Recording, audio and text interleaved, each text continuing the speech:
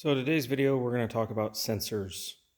You guys said you wanted a little bit more focused content and a little bit more technical on the Facebook side, and then one or two comments on YouTube. So we're going to talk about the 39 sensors that I had mentioned that this car has and how it does it. So we're going to skip over some of the basic ones: crank sensor, cam sensor, stuff like that you know that every car is going to have. Race cars like this, we're going to have oil pressure, which on this car, if we walk down here, the oil pressure sensor is right here, using 150 psi sensor there. We have fuel pressure. Fuel pressure is hiding out right here on the regulator. I have a vacuum block from Vibrant. So what we're doing there is that's the T for like the fuel pressure regulator. The map sensor that's hiding right down over here, just a 5-bar map sensor. I have EMAP or back pressure, depending on what you want to call it, EBP, some people will call it. I have crankcase pressure, which was one of the channels that I had for EMAP. I have the knock sensor, which you can't see, it's down in the valley. Coolant pressure is going to go right here, waiting for a fitting to come in for that one. We have, obviously, 12 injectors. Those aren't really sensors, though. We have the wideband sitting out right here. We also have 6 EGT sensors, if I can get it focused right here. There's the front 3, the back 3, obviously, hanging out. We have intake air temp sitting over here. A lot of basic sensors that every car is going to have, things that we know that we need, just to kind of make them work the way they're supposed to. Some of the how, which was one of the questions, how do you have that much input on a Infinity, which is not necessarily a high input box? One way is I have the 22 channel CAN sensor module, so that's expansion channels, 8, 0 to 5 analog. I think it has like 4 temp, a bunch of digital. There's a bunch of sensor inputs that I can use in this. That goes to the dash. That's going to be for all of my chassis data, which we'll get to in a second. The next box is going to be the CAN EGT, so that everything is operating on CAN instead of using dedicated inputs, which would seriously diminish the amount that I can do.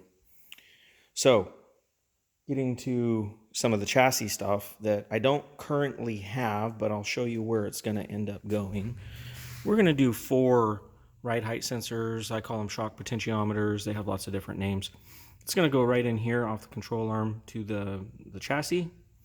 And the main reasons that I'm going to use those, it will show me what the weight transfer is doing, number 1, so that I can help set the car up correctly. But it'll also show me the downforce generated by the Frank's custom fiberglass bumper that's normally here, the rear wing assembly. Kind of get an idea. We got the sides off of it because we're going to paint match those. We're going to do a new rear diffuser from AJ Hartman Aero. It's going to sit back here. We're going to do some crazy things there. The vortex generators, not quite sure if I'm going to put them back up there. We'll see how that goes based on other data. Right there in the center, of course, I'm kind of using the car for a little bit of storage. I'm going to do an underbody pressure sensor just so that I can see what is going on under the car with the new Aero. One of the other inputs that I have to use, and technically a sensor, is this strain gauge shift knob. That's the one that Speed Factory sells, sitting on a hybrid racing shifter base and TSX shifter assembly, looking pretty nice. Some of the other sensors that have been in the car for a while, if we look at that little guy, that is what ADM calls the Vehicle Dynamics Module, or VDM. That gives me 3-axis GPS. It gives me, or 3-axis accelerometer, excuse me, and it also gives me GPS. So it gives me the ability to double check wheel speed data versus actual ground speed, as indicated by a satellite. They use GPS and GLONASS. GLONASS is the Russian satellite system. So get pretty good coverage.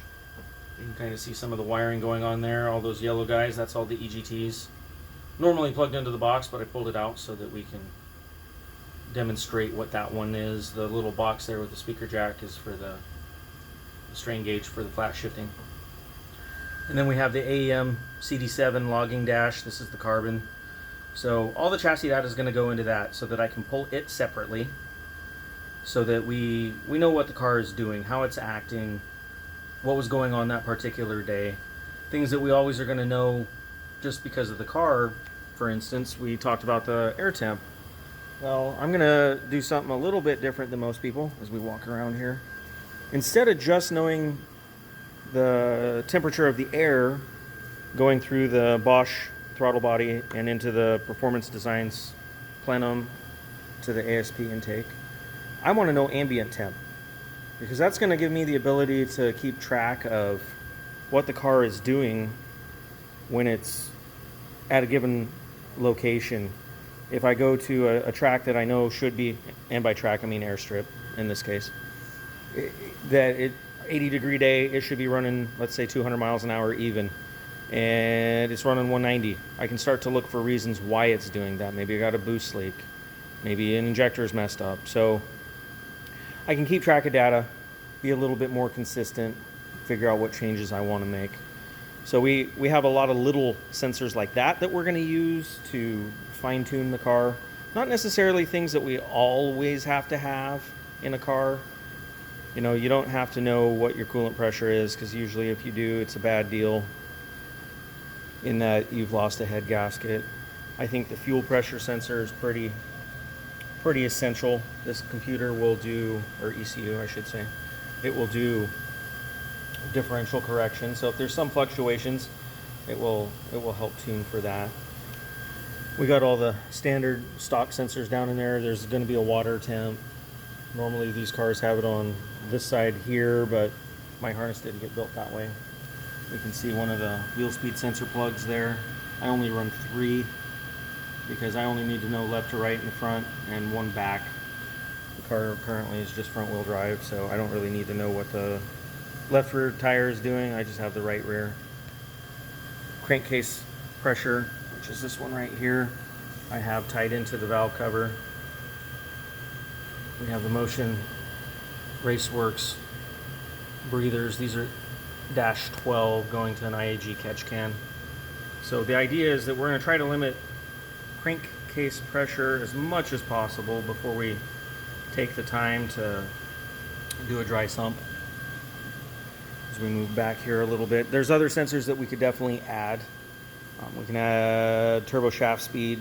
Precision doesn't publish their maps. A lot of manufacturers don't happen to, but just based on experience, we know kind of the max RPM that we would want to push that, just to give it some safety.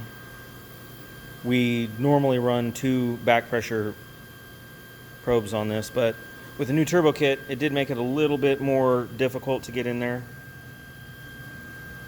I'm going to start on one bank only. I do have the MPT in the middle there that's drilled out both sides so I can get an average. Realistically, I can't do anything to change it.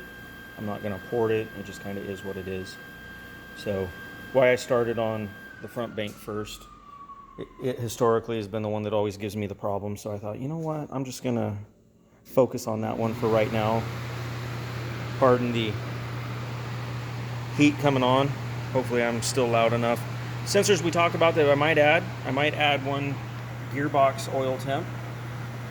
Again, not that I'm necessarily going to do anything about it, but we do have prototype graph gearbox in here. I want to make sure it stays safe.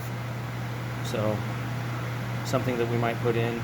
Road race cars, they'll do things that are really cool, like for instance, put brake pressure in and steering angle.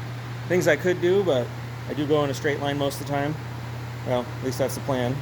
So chances are I won't do that. We talked about, and I haven't added yet, but because I have 8 EGT channels, I'm going to use one of those for post-turbo temp. I'm also going to put an 8th MPT on this and run pre-intercooler pressure. I might actually just do one bung and flop it back and forth just to get the data. Again, it's not anything that I can technically change. It's more what we call hashtag nerd science around here. We don't know, so I want to know. So we'll go with that. EGTs, so that we know individual cylinder temps. If I need to add more fuel to, let's say, number 5, which on this car is this one right here, I can do that.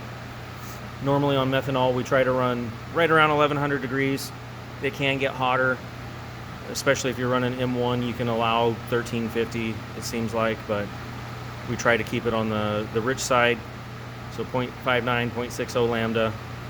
Keep the EGT nice and cool. Keep the motor happy. Help keep the coolant temps down.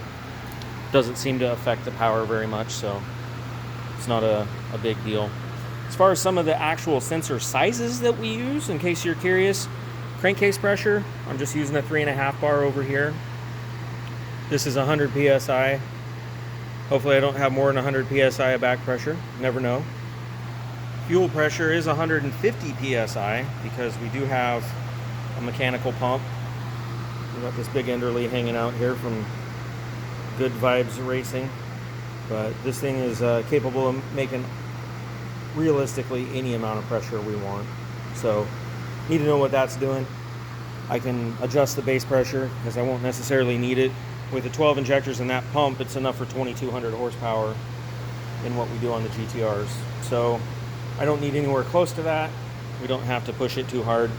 Some of the sensors I didn't talk about, but when we do drive-by-wire, you have 2 TPS sensors and 2 Excel position sensors that end up getting used. So some of the more inputs that aren't necessarily telling me a whole lot about what's going on, but definitely inputs nevertheless. I think that about covers it for today.